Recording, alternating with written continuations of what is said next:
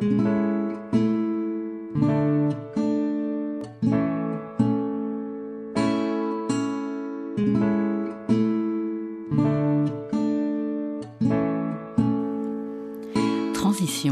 ou l'art de valoriser vos transitions professionnelles, quel que soit votre âge et quel que soit votre secteur d'activité.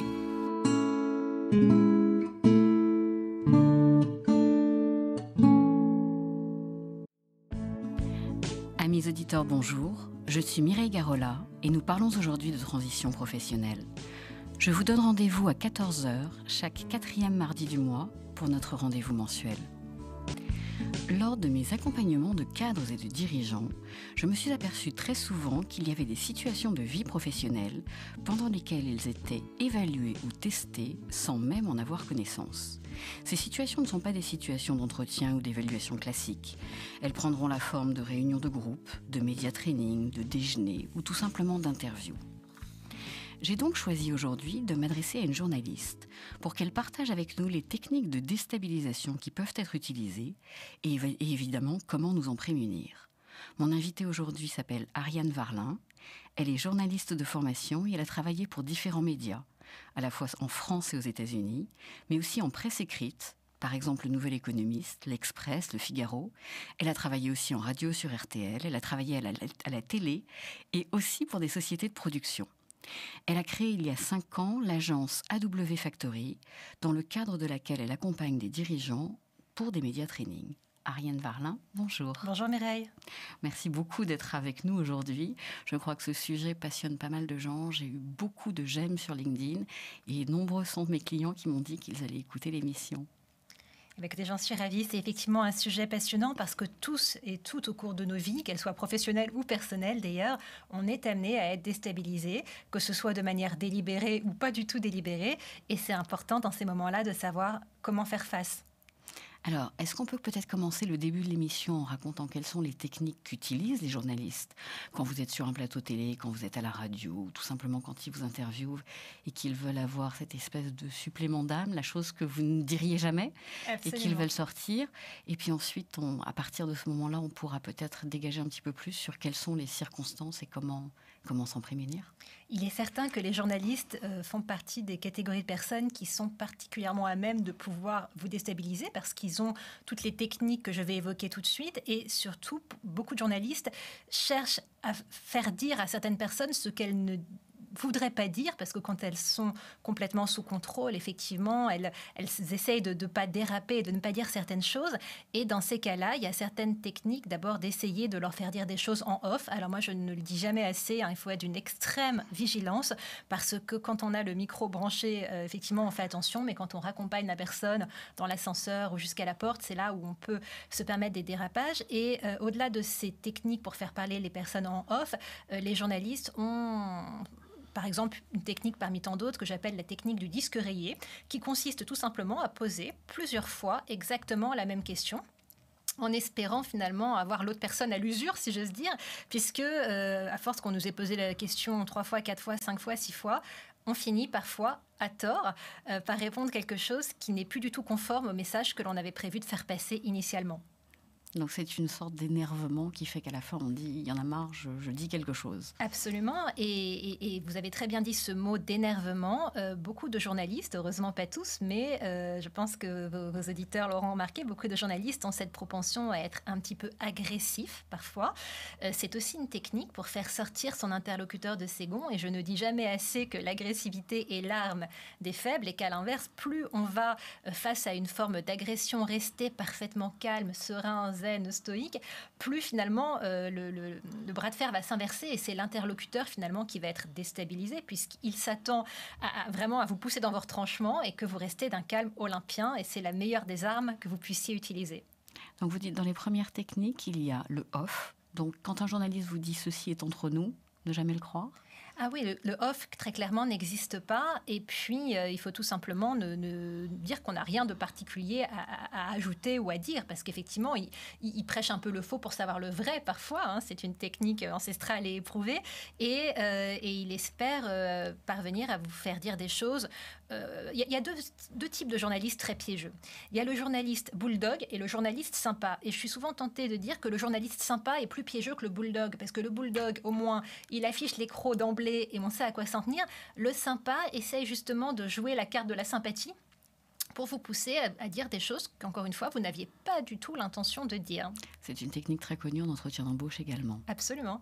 Donc la première chose, vous dites, c'est le off. Il n'y a jamais de off. De même que quand on est en entretien ou quand on est en team building, il n'y a jamais de moment en dehors de l'exercice. Absolument. Vous êtes toujours dans l'exercice. Absolument. Et je précise, c'est la loi des 20 premiers mètres. Quand on quitte un rendez-vous, indépendamment d'une interview, quand on a été en rendez-vous pour une embauche ou pour un rendez-vous avec un client, quand on est déjà en poste, on dit toujours que les 20 premiers mètres après le rendez-vous sont très importants parce qu'il y a toujours des oreilles indiscrètes le long du parcours, dans l'ascenseur, sur le parvis de la tour ou je ne sais quoi, qui peuvent entendre et peut-être même déformer certains de vos propos. Donc il faut être extrêmement vigilant.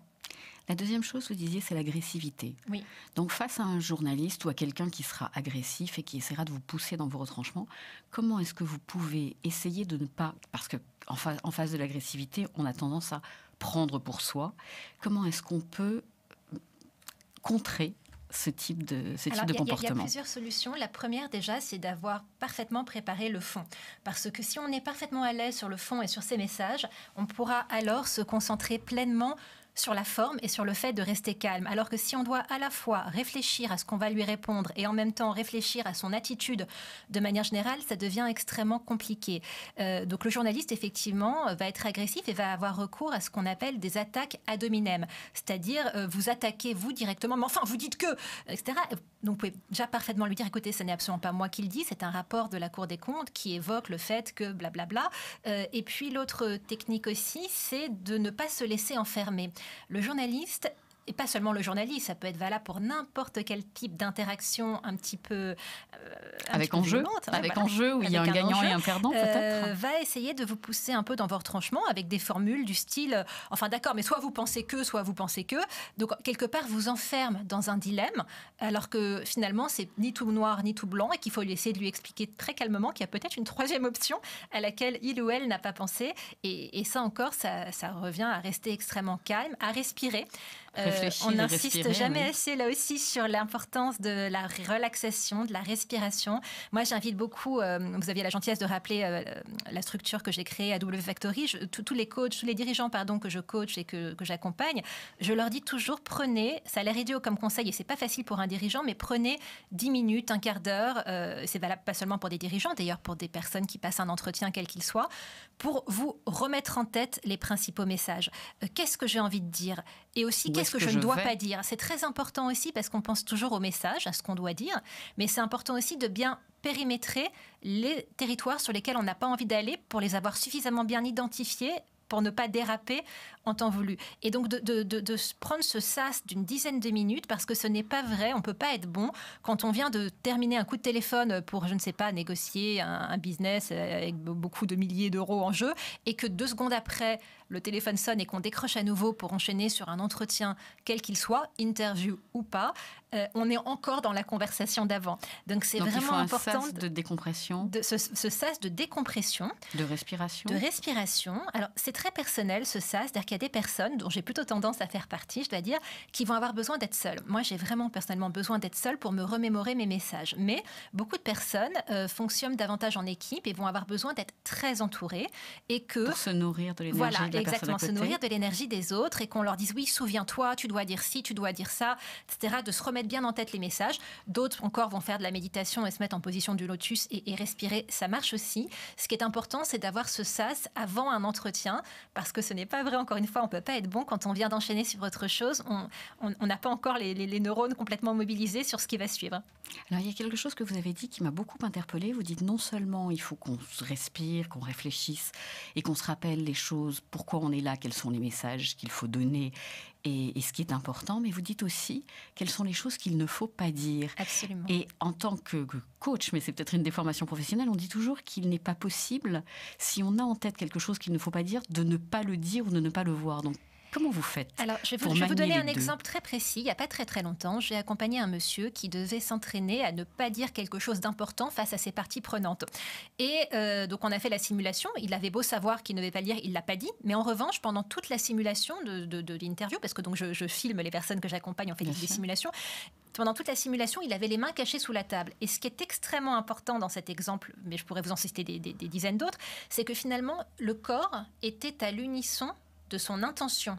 Son intention était de cacher quelque chose, et comme il ne pouvait pas le cacher dans ce qu'il disait, il ne pouvait pas dire attention, ça, voilà, je ne vous le dis pas. Tous les mains étaient cachées sous la table pendant toute la simulation.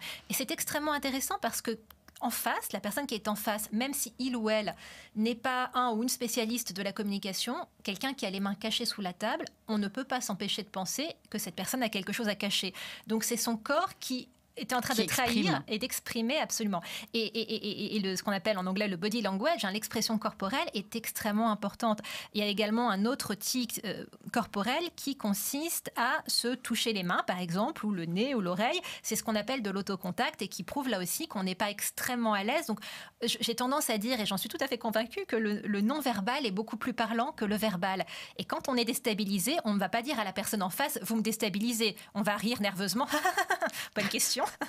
On va se toucher les mains, le nez, cacher les mains sous la table. Et tout ça, ce sont des choses qui se travaillent, qui se préparent, qu'il faut anticiper. Donc c'est comme du vélo, c'est comme du sport, c'est une question d'entraînement. Absolument, c'est un entraînement. Il est parfaitement possible de savoir ce qu'on ne veut pas dire et de le masquer complètement. Absolument. Mais ça se travaille. Mais ça se travaille. Il ne faut pas que le corps vous trahisse. D'accord. Vous avez parlé donc d'agressivité, vous avez parlé des 20 premiers mètres. Quels sont les autres? Vous avez parlé de la technique du disque rayé. C'est quelque chose effectivement qu'on retrouvera moins en entretien ou de façon moins agressive que dans une interview à la télé, comme par exemple on a pu le voir sur celle de notre président il n'y a pas très longtemps. Absolument. C'était un merveilleux exemple. Merveilleux exemple où les journalistes ont été très agressifs. Bien on sûr, va pas et dire très le contraire. disque rayé aussi parfois. Et très disque rayé pour le faire sortir de ses gonds. Et comme à son habitude, il a su garder son calme et ne pas s'énerver, même si à certains moments on a pu sentir un peu d'effervescence, mais c'est là aussi le fruit d'un long entraînement. Bien sûr. Donc en face de la technique du disque rayé où on vous pose, ça sera en entretien ou à déjeuner ou en conversation de salon, où on vous pose 15 fois, pas forcément systématiquement la même question puisque ça n'est pas agressif, mais de façon détournée quand même la même question, qu'est-ce qu'on peut répondre ou comment on peut répondre sans être agressif, sans soi-même, sans couper le contact et tout en remettant aimablement la personne à sa place? Alors déjà, c'est important de ne pas montrer qu'on est déstabilisé et pour ça, il y a une arme clé qui est le sourire. Et si vous dites à l'interlocuteur qui est en train d'essayer de vous pousser dans votre tranchement en vous harcelant quelque part avec la même question, même s'il ne le fait pas nécessairement de façon agressive, vous pouvez lui répondre avec un grand sourire que cela fait plusieurs fois qu'il vous pose la même question et que votre réponse n'a absolument pas changé et qu'en revanche, ça vous paraîtrait peut-être important de parler de tel ou tel sujet. Et en fait, si vous voulez, avec un interlocuteur quel qu'il soit, que ce soit un journaliste ou n'importe quel autre interlocuteur, a fortiori dans une conversation à enjeu, l'image que j'aime bien donner, c'est celle d'une partie de bras de fer. Pourquoi une partie de bras de fer? Parce que l'interlocuteur a envie de vous emmener d'un côté. Le journaliste, notamment, a une idée très préconçue de ce qu'il a envie de vous faire dire. Lui aussi a un objectif quand vous rentrez en scène, ou quand vous rentrez sur le ring. Absolument, d'arriver, mais c'est tout à fait une forme de combat, comme quand on rentre sur le ring. Et quand on monte sur un ring, c'est intéressant comme image, je fais une petite parenthèse, parce qu'on se prépare psychologiquement et physiquement. Un entretien, c'est la même chose, que ce soit une interview ou n'importe quel autre type d'interaction, il faut s'y préparer. Et donc dire, en réponse à votre question, à votre interlocuteur avec un grand sourire, qu'effectivement, il vous a posé cette question à plusieurs reprises, que votre réponse n'a absolument pas changé, et d'essayer de l'emmener du côté où vous avez envie de l'emmener vous et non pas nécessairement du côté où lui a envie de vous emmener pour ne pas finalement se laisser mener en bateau ou se laisser enfermer dans une espèce de jeu de tac-tac aussi où l'interlocuteur essaye de vous poser des questions très rapides, vous laisse à peine le temps de répondre. Ça, c'est très important aussi de ne pas rentrer dans son jeu. Vous savez, on parle beaucoup de PNL. Alors PNL, c'est évidemment Profit and Loss, le compte de résultats, mais PNL... Programmation neurolinguistique. Absolument. Vous qui êtes une professionnelle de la communication, vous savez très bien ça. Programmation neurolinguistique. En gros, pour simplifier, c'est l'éternel you get what you give, c'est-à-dire que vous êtes dans le métro, tout le monde fait la tête, on a plutôt tendance à faire la tête. Quelqu'un vous envoie un sourire, on a plutôt tendance à lui renvoyer un sourire.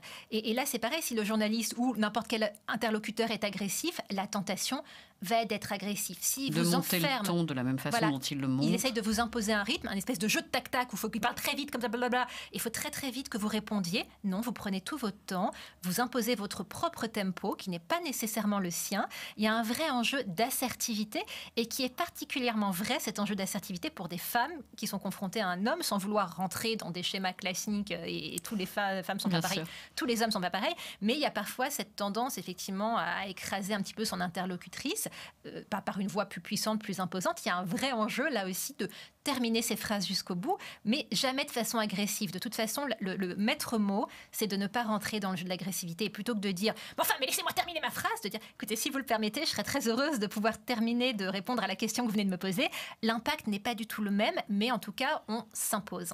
J'imagine que le silence est une arme extraordinaire dans ce cas-là. Le silence est une arme... 2 ou 3 secondes de silence doit permettre de faire baisser la tension d'un seul coup. Absolument. Et alors, c'est une arme qui peut être pratiquée des deux côtés. Le silence peut être pratiqué aussi bien par la personne qui vous interviewe. Encore une fois, quel que soit le contexte de l'interview, on n'est pas seulement dans le contexte d'une interview classique à proprement parler, où en fait, finalement, quand on marque un silence, c'est aussi une technique de négo très répandue, on attend que l'autre meuble ce silence parce qu'on a tous et toutes assez peur du vide. Et finalement, dans ces temps de silence, c'est là où des commerciaux vont dire « Bon, écoutez, on va voir, on va peut-être réfléchir à une compensation ou quelque chose. » alors que je vais vous faire cette réduction que vous me demandez. Exactement. Et face à un journaliste, parfois le journaliste, c'est peut-être même pas forcément calculé, tout simplement, il prend des notes. Mais comme il se tait, on se dit peut-être que ce que je lui ai répondu n'a pas été. Et on s'aventure soi-même sur une pente glissante. Ce silence, il peut être pratiqué aussi de la personne qui est, entre guillemets, interviewée, là aussi, quel que soit le contexte, pour réfléchir. Et c'est très important de prendre ce temps. Je dis toujours, quand on vous pose une question, de ne pas y répondre du tac au tac tout de suite, parce que forcément, on risque de dire des bêtises. Alors, au début, sur des questions qu'on maîtrise bien, ça va, mais c'est important dès le début, de l'interview, d'habituer l'interlocuteur à son propre tempo, à marquer un silence, qui est toujours mieux que ce que j'appelle des scories verbales, c'est-à-dire les les quoi, les donc, les j'ai envie de dire, les je dirais, tout ce genre de choses qui viennent parasiter une prise de parole et qui vont vous laisser le temps de réfléchir de manière très pertinente pour éviter de vous aventurer sur une pente qui n'est pas du tout celle où vous vouliez aller. Ariane, on a travaillé tout à l'heure sur quelques éléments de déstabilisation et comment est-ce qu'on pouvait s'en prémunir. Je voudrais surtout que vous reveniez maintenant sur quelles sont les situations sur lesquelles on peut être évalué sans s'en douter, tout au long de la vie professionnelle ou hors de sa vie professionnelle, quand on est dans des associations, quand on est dans la rue, quand on est en train de parler, et quels sont les impacts? Est-ce que vous pouvez nous en dire un petit peu plus? Absolument. D'abord, il faut savoir qu'on est évalué quasiment tout le temps. Et pour avoir échangé avec beaucoup de DRH et coaché un certain nombre d'entre eux, la personne est évaluée, pas seulement le candidat, mais le collaborateur, une fois qu'il est en poste, très régulièrement. Et alors, on a tendance à pas mesurer assez l'impact des déjeuners, des dîners, des différents rendez-vous d'affaires qui sont souvent une très bonne occasion parce que tous ces moments un peu plus informels sont des moments où, précisément, on a tendance à relâcher un peu sa vigilance, a fortiori quand on a bu un petit peu. Donc là aussi, il faut être assez raisonnable sur la boisson quand on est dans ce type de contexte. Mais surtout, si on sait qu'on réagit assez vite, toujours dit-il que ce sont des moments où on va évaluer à la fois votre capacité à gérer des moments où vous êtes déstabilisé, mais aussi la façon dont vous vous comportez. Est-ce que vous attendez les autres pour commencer? Est-ce que vous mangez proprement? Enfin, des choses assez basiques. Comment vous gérez différents types d'informations qui vous arrivent en même temps aussi, j'imagine? Absolument. Et les team building peuvent aussi être l'occasion d'évaluer des collaborateurs. Est-ce qu'il y en a qui la jouent peut-être plus perso, comme on dit, d'autres qui vont être beaucoup plus en esprit d'équipe? Et en fait, ces moments sont très, très intéressants. Je lisais récemment un article sur le jeu, comment on se transforme quand on joue à un jeu de société. Il y a les mauvais perdants. Alors ça aussi, ça en dit long quand on est mauvais perdant, alors que dans la vie, on n'aurait jamais soupçonné ceux qui s'énervent, ceux qui s'excitent. Et en fait, voilà, tous ces moments plus informels de jeu, de déjeuner, en disent très long sur la personnalité. Vous dites aussi en média training, il arrive que les gens soient évalués. Absolument. Alors qu'on ne leur dit pas forcément ça. Alors moi, je n'ai jamais accepté, effectivement, les fois où on m'a demandé d'évaluer des collaborateurs à cette occasion, mais ça peut être effectivement une occasion d'évaluer leur capacité à prendre la parole, à tenir le rôle. Après, il est assez légitime que des directeurs de la communication, par exemple, qui chercheraient à former des porte-paroles, s'interrogent sur le fait de savoir si la personne est un ou une bonne porte-parole pour l'avenir. Bien sûr, après, on travaille un peu à la marge. Et les aider à devenir des bons porte-paroles. Mais ça ne doit en aucun cas être un outil d'évaluation de la personne, en tout cas à l'insu de la personne qui est formée. Bien sûr. Vous parliez aussi, quand on rentre dans ce type d'évaluation, c'est-à-dire ou de situations en jeu, ou de situations qu'on devrait identifier comme des situations en jeu, il y a des choses, ou il y a des petits outils qu'on peut emmener avec soi, même si on n'est pas en situation de déstabilisation, pour pouvoir se rassurer, pour pouvoir être meilleur dans la parole que l'on va donner. Il y a plein d'outils. Déjà, il faut savoir qu'une interaction, que ce soit avec un journaliste ou dans un contexte où il y a un petit peu d'enjeu, c'est pas une interaction tout à fait naturelle. C'est-à-dire qu'il faut être un petit peu sur ses gardes, je le disais tout à l'heure. Et il y a quelques outils qui vous permettent de ne pas être trop bon élève. Ce que j'appelle être trop bon élève, c'est répondre à tout de manière très circonstanciée. Donc, si c'est votre chef, votre N+1, comme il est coutume de dire, qui vous pose la question, c'est encore autre chose. Mais face à un journaliste, par exemple, on n'est pas obligé de répondre à tout de suite. Et souvent, la personne qu'on a en face de nous essaye d'instaurer un rapport de force qui n'a pas forcément lieu d'être, qui d'ailleurs la plupart du temps n'a pas du tout lieu d'être. Et il y a quelques outils pour répondre entre guillemets un peu à côté. On peut s'appuyer sur un mot, on peut appeler ça le mot confort ou le mot doudou, qui consiste à s'appuyer sur le mot le plus confortable dans la question, mais qui va vous permettre de répondre un peu à côté, des outils qui vous permettent... Ça donnerait quoi, par exemple, le mot doudou? J'aime beaucoup Eh bien, écoutez, ça va, je sais pas, imaginons que je sois une femme politique de droite et que vous êtes journaliste, Mireille, et que vous me disiez, écoutez, vous n'en avez pas marre de privilégier tout le temps les riches. Donc, on va imaginer que mon mot confort, c'est privilégier. Privilégier, c'est à moi que vous parlez de privilégier. Je crois que vous n'avez pas lu mon dernier livre que je vous ai ramené et que je serais ravie de vous dédicacer, dans lequel je raconte mon enfance. Précisément, j'explique que j'ai été abandonnée par mes parents à l'âge de 3 ans, recueillie à la DAS, ensuite élevée dans un foyer d'accueil. Et que le moins qu'on puisse dire, et je n'ai pas franchement eu une vie privilégiée. Et justement, depuis que je suis au gouvernement, je n'ai eu de cesse de mettre en place des mesures pour les personnes qui sont les plus démunies et précisément les moins privilégiées. Donc, même si dans la réalité, j'ai vraiment mis en place des mesures pour les plus privilégiés, je me suis appuyée sur un mot dans votre question qui a été confortable pour moi pour répondre un peu à côté ou pour valoriser certaines de mes actions.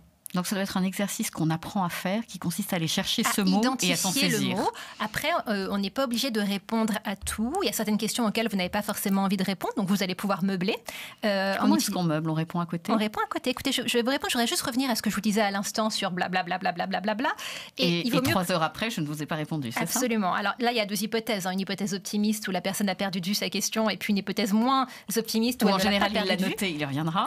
Mais s'il y revient, le fait d'avoir brodé sur un sujet sur lequel vous êtes en total pilotage automatique puisque vous le maîtrisez, permet de réfléchir à la réponse qu'on va donner. De laisser un peu, comme disait Monsieur Lelay à l'époque sur TF1, de se laisser un peu de temps de cerveau disponible pour réfléchir, absolument, afin de ne pas répondre des bêtises. D'accord, donc le mot doudou, c'est ça. Qu'est-ce qu'on peut avoir comme autre technique pour se rassurer quand on rentre dans ce type d'interaction en jeu? Déjà, il y a une technique qui est très importante, c'est de se raccrocher à un message. Quand vous ne savez plus quoi répondre, de pouvoir se dire, voilà, je suis venue pour une raison, soit pour leur montrer que j'ai très envie d'être retenue pour cette candidature, ou un journaliste pour lui montrer à quel point mon entreprise est développement durable, tout ce qu'on veut, enfin peu importe le sujet. Et il ne l'a pas abordé, justement. Et il l'a pas suffisamment abordé, et donc on se raccroche au message pour lequel on est venu. Et donc, quand il pose ces questions, on fait comme si elle était un peu nulle et une question. Est-ce que vous ne pensez pas que, écoutez, ce sujet est un peu obsolète. Dans le vrai sujet, c'est plutôt de savoir si, et puis vous lui servez votre message. C'est en cela que je dis... On a l'habitude, effectivement, à la télé, on voit ça, tous les jours. Mais on ne décrypte plus tout à fait après les émissions de la même façon, parce qu'il y a évidemment toute une série de ficelles. Si c'est bien fait, avec le sourire, c'est ça qui est vraiment important. Et vous savez, j'ai accompagné il n'y a pas très très longtemps un dirigeant sur une télévision. Alors, je ne dis jamais avec qui je travaille, bien évidemment, mais qui était interviewée par Edwige Chevrillon. Et en revanche, je me permets de donner son nom sur BFM. Et je lui avais dit, écoutez, elle a tendance à être un petit peu agressive, comme d'autres journalistes, mais elle n'est pas du tout méchante au demeurant. Mais vous avez tendance à être un petit peu anxieux. Le principal piège, c'est de ne pas être anxieux. Et j'ai senti et de rester très souriant. Et comme c'est un CEO qui n'a pas pour habitude d'être spécialement souriant, j'ai senti que finalement, elle était très déstabilisée par le fait qu'il soit aussi à l'aise. Contrairement à l'image qu'on se fait de lui. Et finalement, je reboucle avec ce que je disais tout à l'heure, le fait d'être dans cette décontraction apparente, ce qui est très difficile parce qu'en réalité, parfois, c'est tempête sous un crâne. C'est une tension énorme. Mais cette décontraction apparente, le fait de ne pas afficher de crispation, va faire en sorte que la personne en face de vous va moins vous embêter, quelle qu'elle soit, que ce soit un journaliste ou autre. Alors qu'à l'inverse, quand on sent une brèche, une faille ou une tension, c'est désagréable. Une tension, voilà, on a tendance à essayer de creuser en se disant disant, bon, il y a un problème, on va essayer d'avoir l'info. Enfin, en tout cas, le journaliste, c'est son job, d'essayer de creuser là où il y a peut-être de l'info. Vous parliez aussi de quelque chose qui m'intéresse beaucoup, qui est la situation piégeuse du téléphone. Absolument. Alors, on a tendance à penser, à tort, que par téléphone, c'est beaucoup plus facile. En réalité, le téléphone peut être assez piégeux. D'abord parce que par téléphone, on ne sourit pas systématiquement assez. Et puis parce qu'on ne voit pas les mimiques de son interlocuteur. Et puis aussi parce qu'on est tenté de faire 50 choses en même temps, de répondre à son SMS qui sonne, de regarder son écran d'ordinateur et donc de ne pas être complètement mobilisé sur la question qui nous est posée. Et donc de dire des bêtises. Donc au téléphone, il faut faire 2 fois plus attention. Absolument. Il faut faire, ma recommandation, c'est de faire au téléphone comme si la personne était en face de vous dans le bureau. Donc comme ça, on est sûr que la voix portera le message. Absolument. Ariane Varlin, je vous remercie de ce moment de partage. À mes auditeurs, je vous retrouverai toujours avec le même plaisir le mois prochain. Le thème de notre émission sera « Comment utiliser LinkedIn de manière optimale ». À bientôt.